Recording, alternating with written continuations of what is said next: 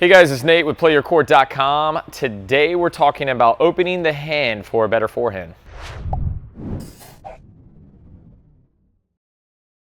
All right guys, today we're talking about the non-dominant hand. There's been a lot of tips regarding the non-dominant hand. This one's very short and very specific.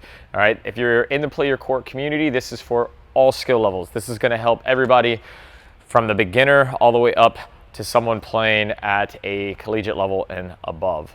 All right, so what are we talking about today with the non-dominant hand? We all know the role of the non-dominant hand is extremely important with getting the unit turn and getting everything off to the side, right?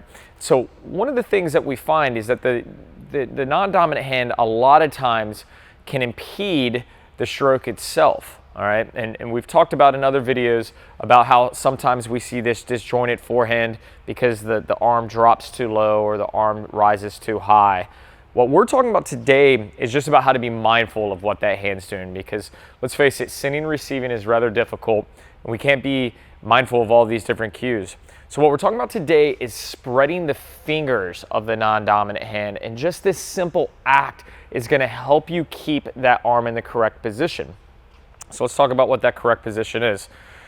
The position that we're talking about is really making sure that the non-dominant arm stays above the hitting hand at all times. All right, so maybe you've gotten really good with getting the hand on the racket or on the throat and getting the racket off to the side. You've got your unit turn, you're squared up, you've got the ball on the side.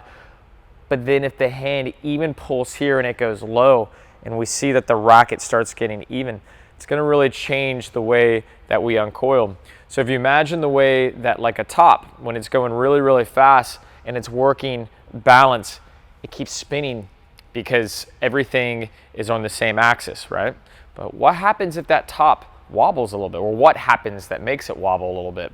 So if my hand starts to fall, right, I'm going to wobble, and you can see there like the left shoulder drops, right? And then suddenly the stroke starts to rise.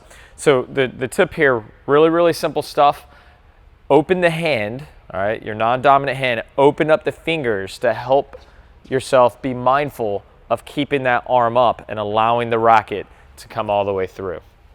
If you liked today's video, please hit like. If you loved it and you never want to miss a Play Your Court video, please hit subscribe. And guys, be sure to check out the link, check out the platform at PlayYourCourt.com.